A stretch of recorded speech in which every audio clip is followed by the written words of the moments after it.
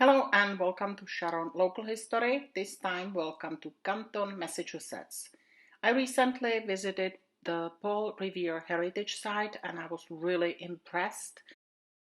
It is an incredible project and the town of Canton can really be proud of this heritage site. It is basically in the heart of Canton.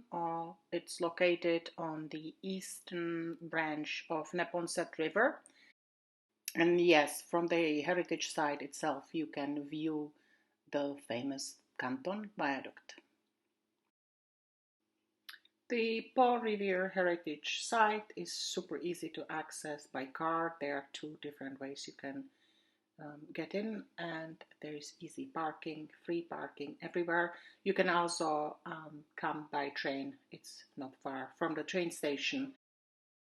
We really truly enjoy walking around, and basically the whole area is about 9 acres, and it is a mix of historic as well as new buildings, waterways and dams, and there is also a restaurant called Northern Spy, like the apple. The Northern Spy was a very popular breed of apples in 1800s. The restaurant is on the bottom level of the old mill. It's got incredible sitting outside as well. So on the second floor of the copper mill is Copper Mill Hall, and it is incredible area space dedicated to different displays and exhibits. And basically, they are preparing for creating incredible future museum across in the old yellow barn. I think it should open in 2025. There are different events at this property as well. You can just call them up. So to make sure Paul Revere Heritage Site is safe for everybody, please follow these rules. I took a few pictures and videos from the area as we walked around. I marked the spots on the map. It's little red X. So this is one of the entrances. So I let you watch the videos and I will give you a little history lesson. I will tell you a little bit about Paul Revere. Most people know him because of his famous midnight ride on April 1775. However, he was pretty incredible man, and when he was older gentleman at age 65, which was in 1801, he decided to move from Boston to Canton to set up a mill for rolling copper sheets. These were made to replace iron fixtures and plate bottoms of ships that were very easy to corrode, and basically copper was much better material for boats because it was rust proof. So he started the process of basically planting ship bottoms with these copper sheets, or sheeting, or coppering was another word they used. And it definitely increased the speed of the ships as well as their lifespan.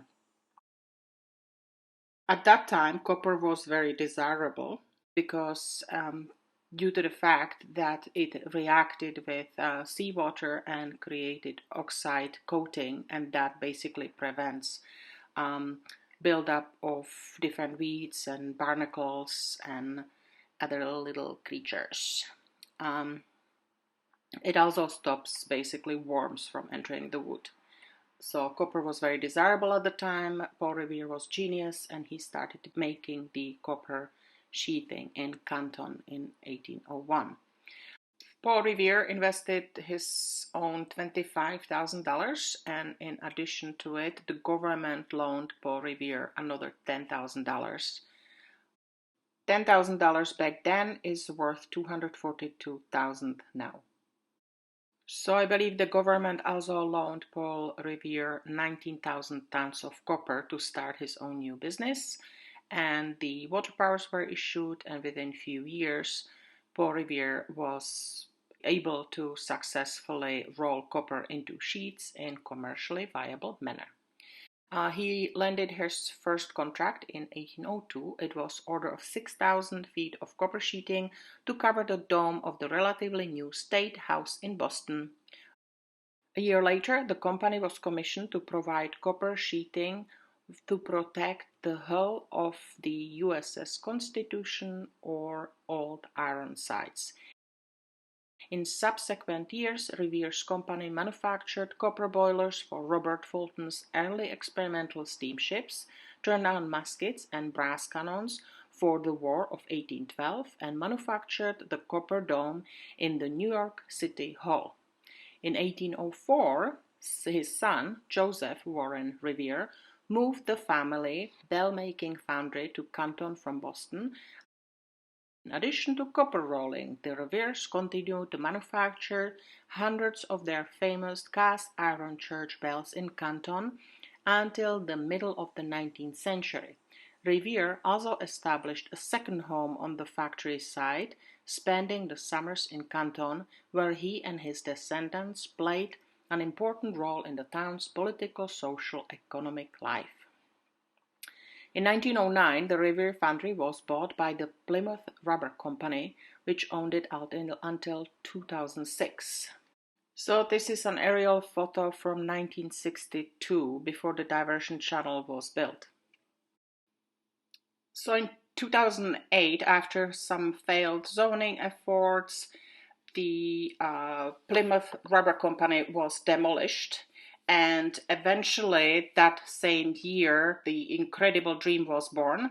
The National Trust of Historic Preservation took note, and that same year, Preservation Massachusetts declared the site at Plymouth Rubber as one of the Massachusetts' most endangered historic resources. Years later, you can see the success of many efforts of many people, especially Community Preservation Act, and lots of volunteers and many town officials who worked super hard on preserving this incredible copper mill and creating the great site Canton can be really proud of. I do hope you will have a chance to visit it. Some of you may be lucky enough to live there. I'm quite impressed with the diversity of different price ranges of apartments. So it's a fantastic place to visit. Just please make sure that you come a half an hour before sun up and leave half an hour after sundown. I took photos of the interpretative signs you can read when you visit the park. They are placed on different sites through the property. Feel free to use the pause button so you have time to read the whole text. It's very interesting history of the whole place, and I would like to thank all volunteers who created these. Thank you very much. So these are the signs on the yellow barn, which is open on Saturdays. However, the space above the restaurant is open anytime the restaurant is open. I hope you enjoyed this video and you will visit this place, and thank you for watching Sharon Local History.